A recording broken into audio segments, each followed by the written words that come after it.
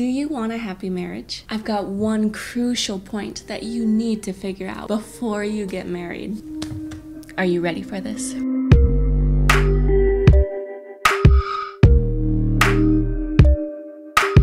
Hey friend, thanks for being here. I wanted to talk to you about something that's been weighing heavy on my heart. It's all about marriage. And it's tough because, I've only been married 4 years.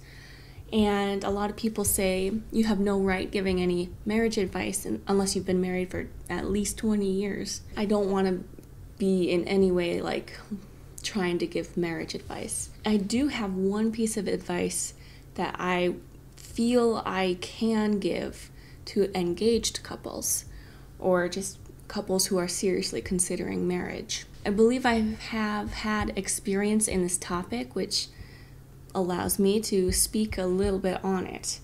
Just know this comes from a place of love and concern for my fellow human beings, and I want the best for you. I really hope this might help you and your loved one have the best future possible. So here's a little backstory just so you can know where I'm coming from in this. My hubby and I did van life for the first 2 years of our marriage, starting from day one.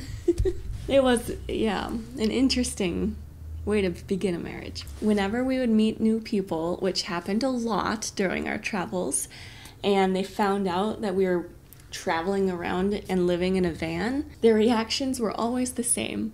Every time. It became extremely predictable. We would especially hear the same story over and over again from married couples. The husband would get this light in his eyes and talk about how much he would just love to do that. Whether it was van life or sailing or some sort of off-grid adventure setup, it was obvious that that's something he's always wanted to do. So why hasn't he? The answer always came immediately after. The wife. Oh, I could never do that. Or, no way, not happening. Or, as the husband is talking to us about his dream, the wife is right there behind him, vehemently shaking her head no to everything he's saying. I'm telling you, it is heartbreaking to see. My husband and I both hurt so much when we see the same predictable situation happening over and over again right before our eyes. The reason why this is so heavy on my heart right now is just recently the same situation happened again. But this time, instead of just strangers, this was a pretty good friend of ours. He's in his 60s, and all of his hope right now is in the fact that his retirement is fast approaching. He's almost there. All he wants to do is RV life. And when he was talking to us about this, his wife was doing the same thing that all the wives always do. She literally said, nope, not happening, not a chance. And just seeing the life drain from our friend's eyes, it broke our hearts. Why do the wives hate this idea so much? 9 times out of 10, it's because of the bathroom situation. Seriously, I'm not joking. They want comfort. And they seem to love comfort more than their husbands. Ooh, how can I say that? Ooh, touchy subject there, huh? Well, just ask yourself, what happens when wives immediately shut down their husband's dreams? I'd say when that happens, they automatically put their husbands in the mindset of envisioning what their life would be like without you. Why would you want to do that to your marriage? It's like, is comfort the love of your life? I thought this man was the love of your life. I probably encounter this more than you do, but does any of this sound right? Have you encountered this? Or it can't just be me and my husband, right? Has anyone else seen that same scene? It's just so freaking heartbreaking. Actually, it gets me so riled up just talking about it and thinking about our friend and how it's just so sad. So how can you prepare for this when you're engaged? I'm so glad you asked. Being madly in love can be so distracting. I remember my whole engagement phase. It was a short phase, but gosh darn it, we were madly in love. And not thinking straight at all. But I loved every minute of it. It seems like the man will usually not realize that his fiancée wants nothing to do with adventure. Or even if he does, he loves her more than he loves his dream. And that is amazing. But it's also heartbreaking and completely unnecessary. All it takes is for the woman to actually know about his dreams. He has to open up and share that, which can be hard sometimes and vulnerable, but if you're gonna marry the girl, you better start being a little open. The woman needs to know about them and choose to love her fiancé more than she loves comfort. That's it, that's all it takes. The combination of a man and wife loving each other more than themselves is a recipe for such an amazing, adventurous, healthy life. The biggest lesson to take away from this, before you get married, make sure to figure out each other's adventure comfort ratios. What does that mean? Let me explain. Now, I double-checked this with my husband just to make sure I wasn't completely off base. Typically, the man nestles a secret dream for adventure deep down inside.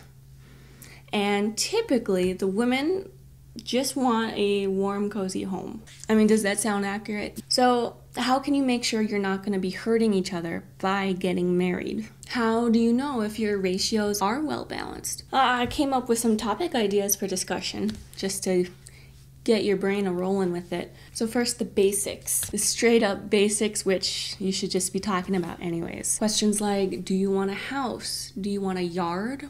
Do you need a garden? Do you need pets? Does your income plan keep you tethered to a city? Do you like to travel? Are you a camper, a glamper, or just a straight up homebody?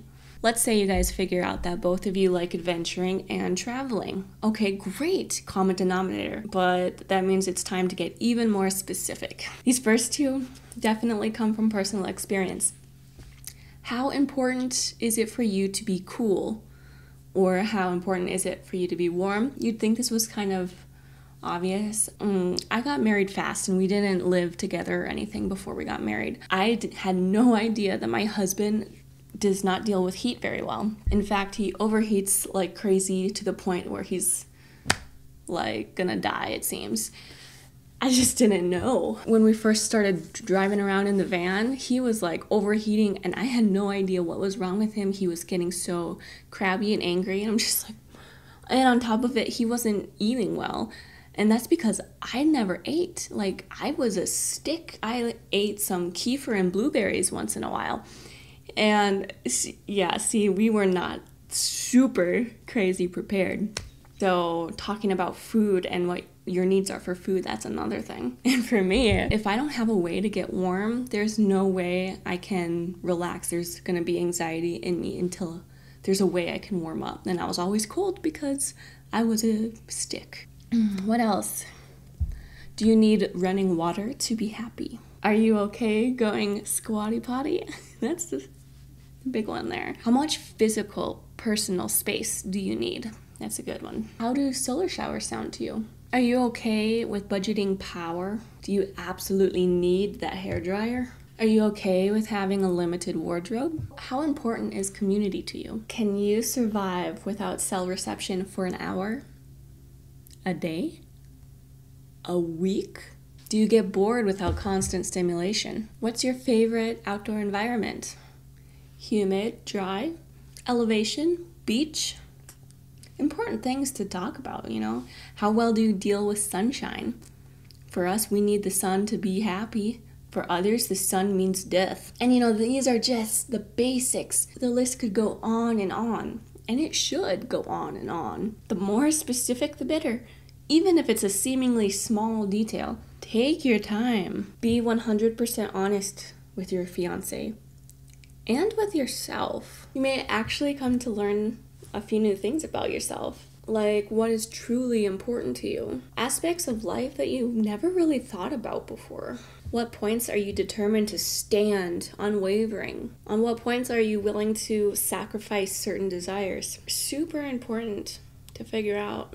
So this conversation will either prepare you or it will help you realize that you two are not actually compatible and probably should not get married. Okay, you think that sounds harsh, but remember, marriage is a lifelong covenant and divorce is not an option.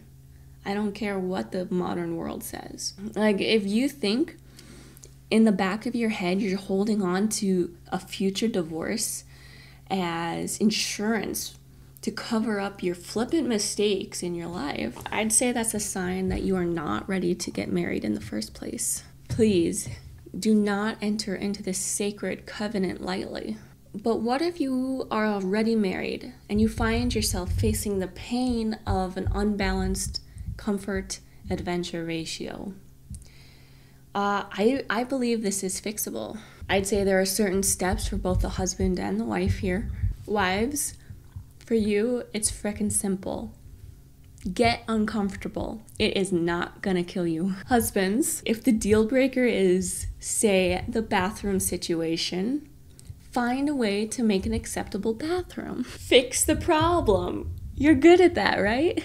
And for both of you, compromise. How about some tips on how to actually compromise? But first, if this video is resonating with you, if you can relate to even a slightest amount of this, please let me know. Like and subscribe so that I know you want more videos about life and the lessons I've learned along the way. For the man, maybe you won't buy that sailboat you've always been dreaming of, but you will buy a sailboat that fulfills some of the needs of your wife, like a decent bathroom, a comfortable place to sleep. You still get to sail, but you gotta compromise.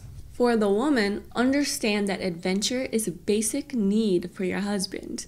He will be a lesser version of himself if he isn't able to fulfill that need. You have the power to either enable the fulfillment of that need and do it with him, or you can keep him locked up in an expensive house in the suburbs where his soul will slowly die and he will come to resent you. There are so many other ways you can compromise together. Talk about it. Find out what works for your specific relationship. Here are some examples. Maybe the man wants sailing full-time, but community is really important to the woman. Compromise.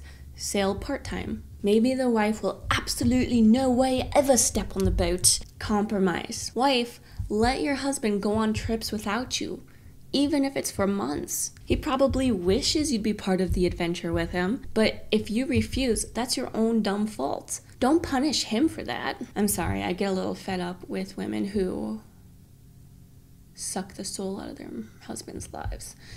Don't be that person. Oh, men, I do have an important note for you. I'd say women have the innate skill and desire for creating a home. Community, coziness, safety, those are all important aspects of our lives. If those needs are not fulfilled, your wife will have a hard time. If she's with you, let her put her woman's touch onto your adventure.